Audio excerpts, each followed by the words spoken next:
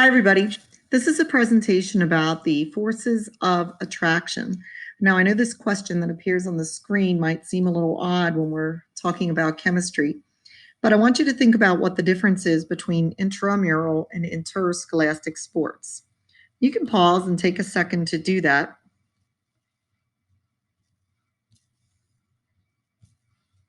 Now that you're back, you might have been thinking about intramural sports, things that are within our school, like an ultimate frisbee contest, a badminton contest. Maybe we used to have the dancing in gym class, the square dancing, and various things. But anything that is within a mural, being the school or the walls, okay, is intramural. And then any kind of sports that are between scholastic, between schools, like when our school plays a neighboring school in football, basketball, baseball, swimming, soccer, etc. Those are interscholastic sports, okay? And so the reason I bring this up is that this intra and inter prefix are very good to recognize. And if you have Latin, sometimes those students are able to recognize this. When they apply to forces of attraction, they help us to understand the difference between the intramolecular forces of attraction and the intermolecular forces of attraction. The intramolecular forces are within the particle or molecule. Like, for example, when I have a molecule of water, okay, and we've worked on Lewis structures and know how it's put together, this is an intramolecular force of attraction, this covalent bond that is holding together the oxygen and the hydrogen, okay? Intermolecular forces of attraction are between neighboring molecules. Now, one of the things that you learned in a previous unit is about the fact that water is very polar. Water is polar because oxygen has a much higher electronegativity than hydrogen. Remember the polar arrow, which would point towards the oxygen. And this end of the bond right here at the oxygen gets a partial negative. That's a lowercase d, delta, on the Greek alphabet, and it's used for partial charges. And the hydrogen end of the molecule has an electron deficiency because the electrons gravitate towards the oxygen and they have partial positive charges. Now, we can't write like ion charges. The hydrogen is not a cation, the oxygen is not an anion. This is a polar covalent bond. Those electrons are still shared, but they shift towards the oxygen. Now, what does that have to do with intermolecular forces of attraction? Well, if I have another water molecule, okay, it's got the same situation where this end is partially negative because of the electrons pointing towards the oxygen or being pulled towards the oxygen, and this end is partially positive. In between those two molecules, that is going to be an intermolecular force of attraction because the hydrogen on the one molecule is going to be attracted to the oxygen on the neighboring molecule.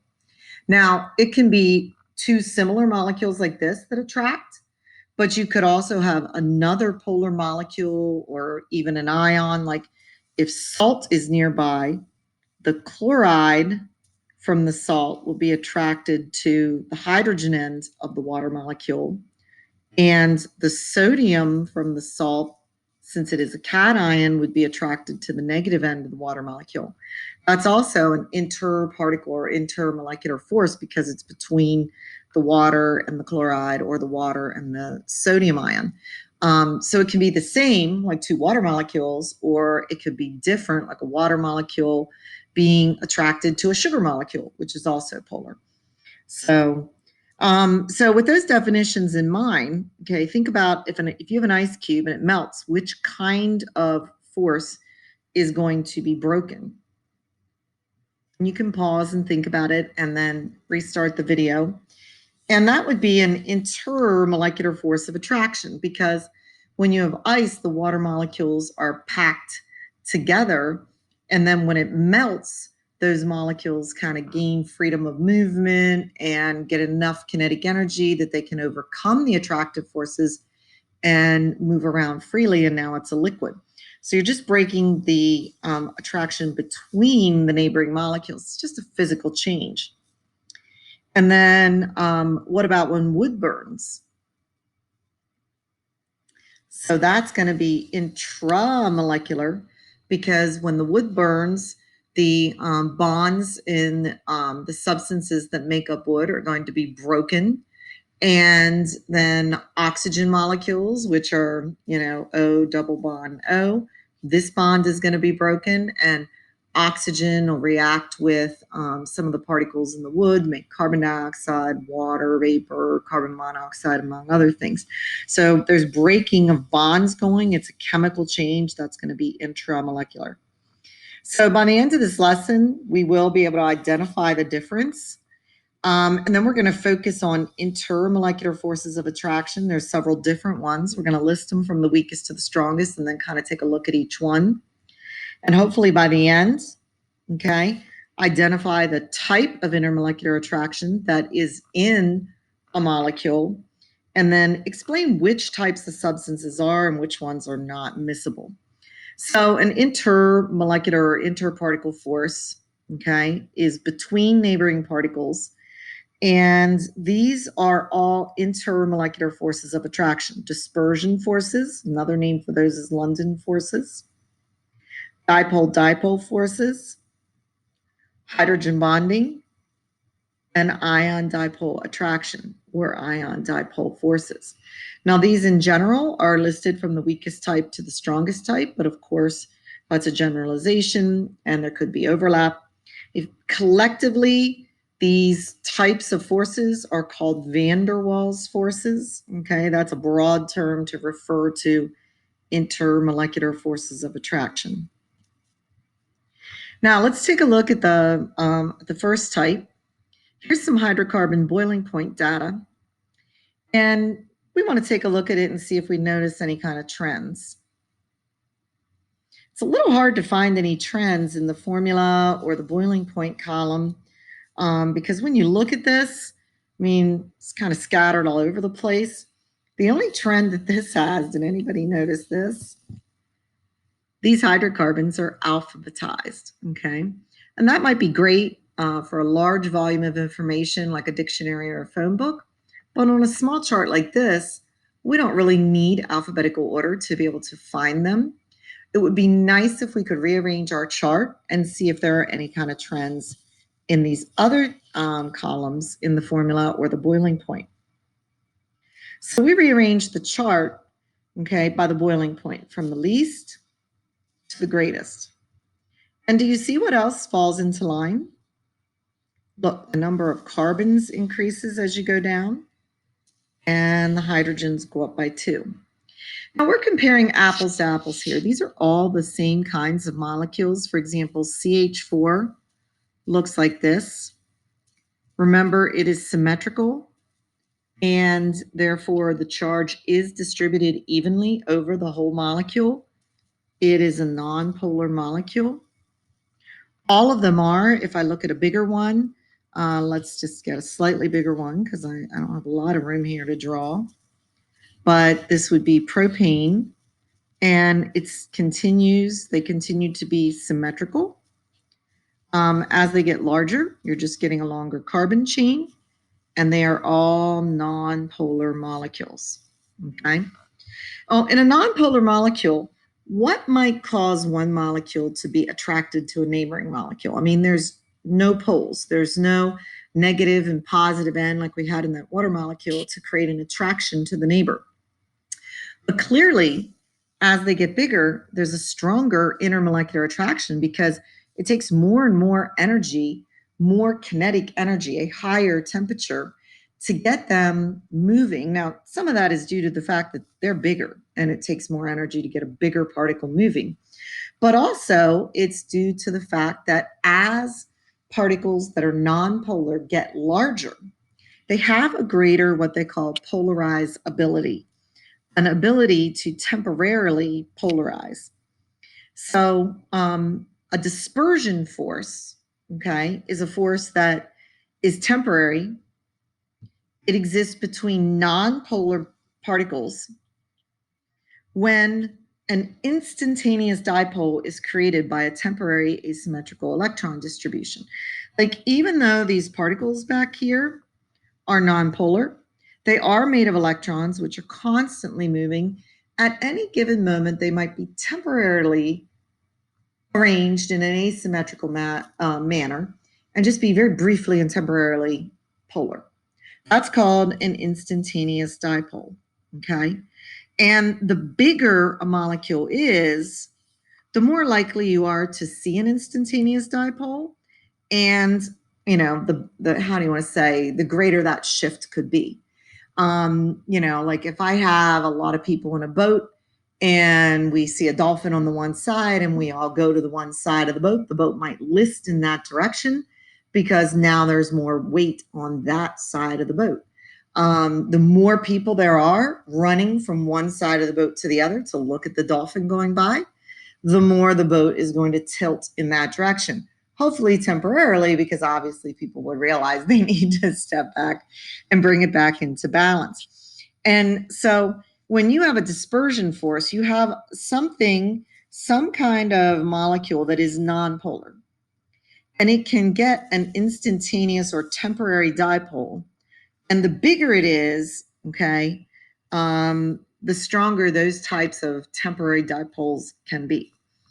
Also, when they are larger, okay, and the particles might be packed closer together, like maybe pressure is applied and the particles are moved closer together, then these forces can have a bigger impact because even though they're weak, they can act over short distances. They're just not very good at acting over long distances. Like if I have a refrigerator magnet and I stand across the room and let it go, it's not going to fly across the room and stick to the refrigerator.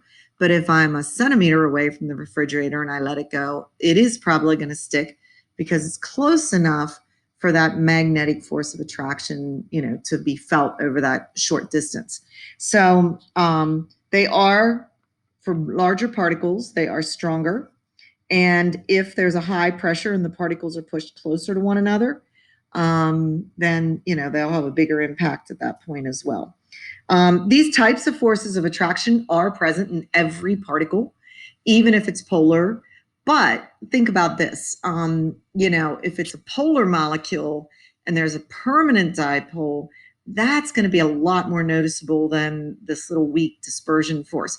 I say this is like, me, that I have a picture that I hang on the wall with a nail and I put a piece of tape on the back of the picture.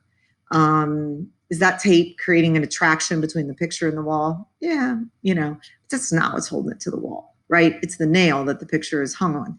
So, dispersion forces, they are present in everything, but they are the only source of intermolecular attraction in the nonpolars. Okay, and the other name for them sometimes is London forces, based on Fritz London, who was one of the people that first worked with those. So what kind of molecules just do attract naturally?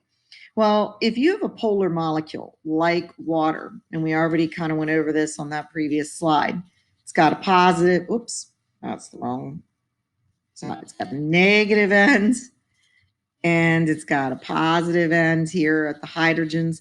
That's going to be attracted to the poles of other polar molecules like sugar. That's why sugar dissolves in water, because the poles in sugar's polar, are attracted to the poles in water. And then ions, negative ions, anions are going to be attracted to the positive end of a polar molecule. Cations are going to be attracted to the negative end of a polar molecule. So these kinds of things attract, and we're going to give those names. When a polar molecule attracts to another polar molecule, we call that a dipole-dipole attraction, because it's two polar molecules, dipoles. A dipole is something that has two poles, positive and negative, and they're attracting to each other. And then when a polar molecule is attracted to an ion, we call that a dipole-ion attraction. Polar molecules are not attracted to nonpolar molecules. Like water is polar and oil is nonpolar. they are not attracted to one another. There's no poles in oil to be attracted to, the poles in the water. So they are not attracted to each other. And we'll get a little vocabulary we can apply to that then. So what about these dipole-dipole attraction when you have two polar molecules? They have to have permanent dipoles. Remember, the way a molecule gets a permanent dipole is that there's an electronegativity difference, like between oxygen and hydrogen, and the molecule is not symmetrical, so that even the bond is polar and then the molecule overall is polar, because the electrons are not distributed evenly over the entire molecule. Now, how strong that force is depends on the difference in electronegativity of the bonded atoms. The bigger the difference, the more polar, the more, attraction it might have for neighboring particles. And the oppositely charged ends are attracted to one another. Like the positive end of one water molecule is attracted to the negative end of the neighboring water molecule. So which compounds, these would all be, not symmetrical. And so, these are all going to have the same type of structure as water. They are not symmetrical. It's a single bond. Sorry, I ended up with just an extra kind of started on that one. You can get that to erase. There, that looks a little bit better. But, we've got a little bit of a trend here. Remember that as you got heavier, the boiling point, right, or the mass went up, and the boiling point would go up. Like there's negative 62, negative 42 is bigger than negative 62.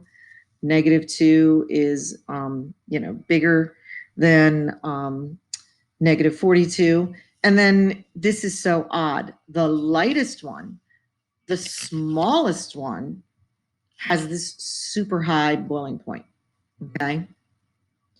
And so scientists had to look for an explanation to that. Why didn't water fit the trend, okay? And the what they came up with, the explanation that is generally accepted, is that there's something that is an extreme dipole-dipole situation. And they call it hydrogen bonding. It happens when hydrogen is bonded to nitrogen, oxygen, or fluorine, just those three. Because those three elements are really small and have a high electronegativity. They also have a lone pair of electrons. Like, take a look at this. Like if I have H bonded to F, see these lone electrons out here? That's the lone pair I'm talking about. And there's a huge difference. This electron is really going to go over here towards the fluorine. This end of the molecule is negative, and this end is positive. These highly polar molecules happen when either nitrogen, oxygen, or fluorine are bonded directly to hydrogen in the same structure, okay? And this side of the molecule with this lone pair of electrons is going to be strongly attracted to the opposite, okay, charge of a neighboring molecule. Like if I have a neighboring HF molecule. And this attraction in between here, that's called the hydrogen bond.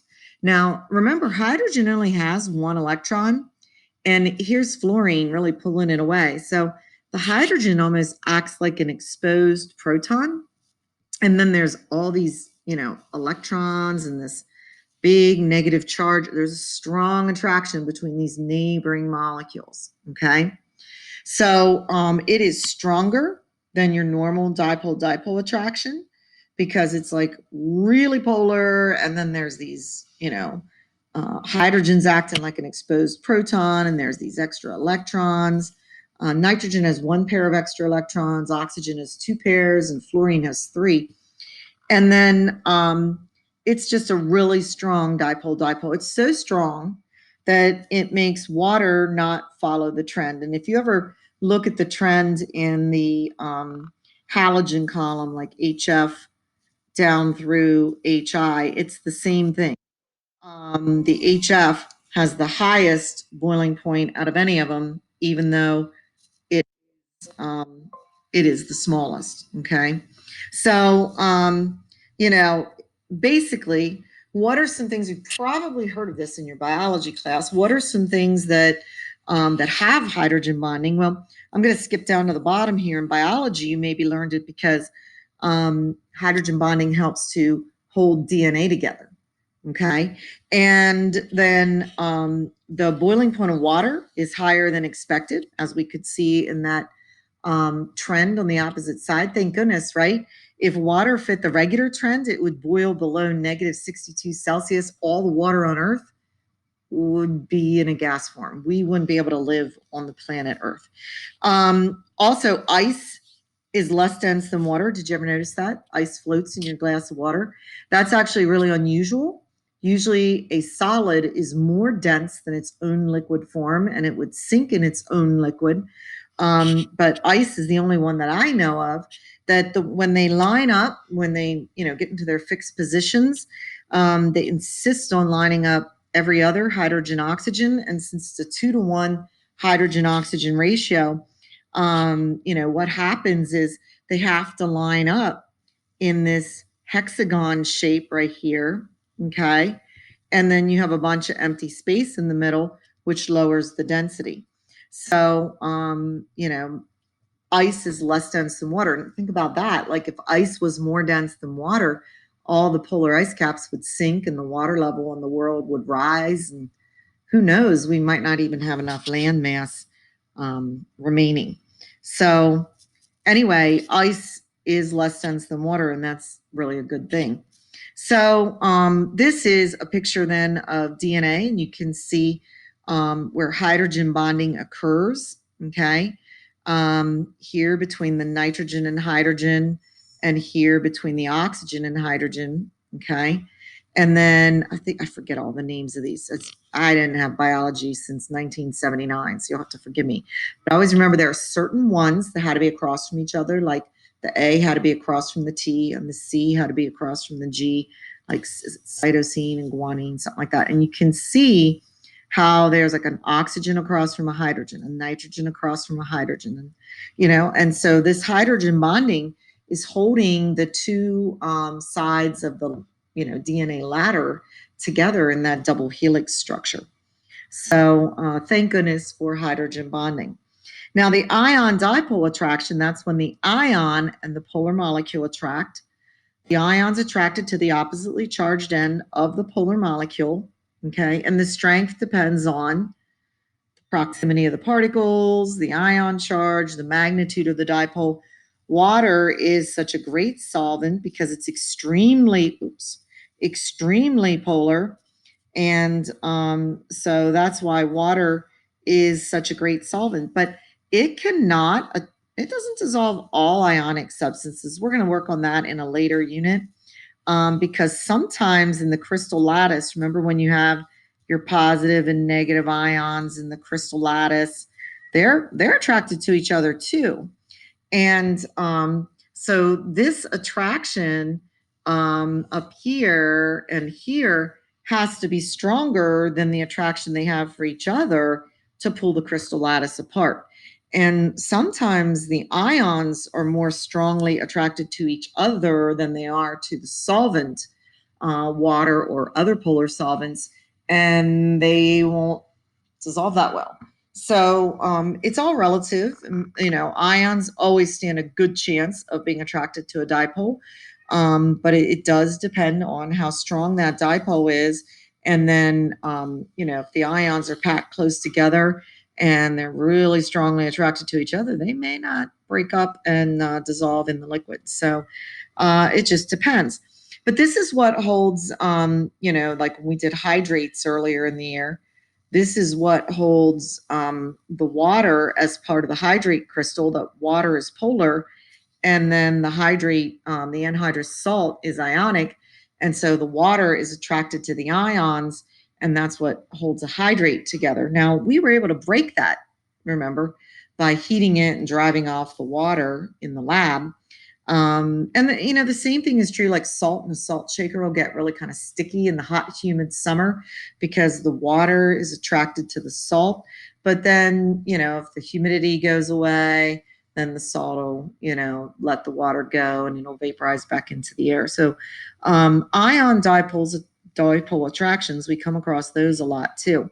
Now, just some vocab words. Miscible is anything that is able to be mixed. Like a lot of polars and polars are going to mix with each other, and polars are going to work with them and mix with a lot of ionics. Non-polars will mix with other non-polars. Like if you put two oils together, or you take something that's not polar and like, for example, wax, you melt that and mix it in with oil. I mean, you could get a lot of non-polars to mix with each other. And that's why in dry cleaning, if you have something non-polar, like an oily dirt or like a waxy dirt that's in your clothing, they'll use some non-polar solvents to pull that away from, the fabric. There's nothing preventing them from mixing. Like they're not attracted to each other, really. The dispersion forces. They're not really attracted to each other. They're not really attracted to, their own molecules. So they'll just sort of mix. And immiscible means when something is unable to be mixed. And if you've got a polar and a nonpolar, they're not going to mix like oil and water. Okay. And so just think about this. This is a little practice that can hopefully help you out with your homework. What is the strongest interparticle force in HBr? So you got to think about the molecule. Okay, you got to think about, draw the molecule maybe. So this is, you can look up the electronegativity differences.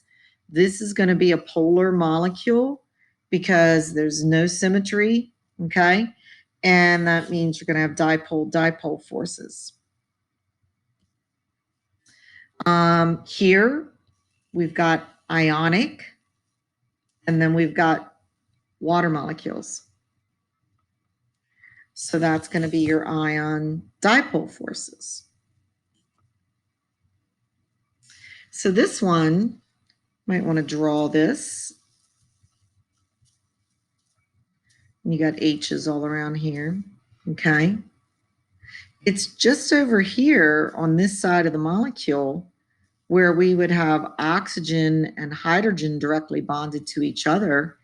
And whenever you have oxygen and hydrogen directly bonded to each other, what does that create?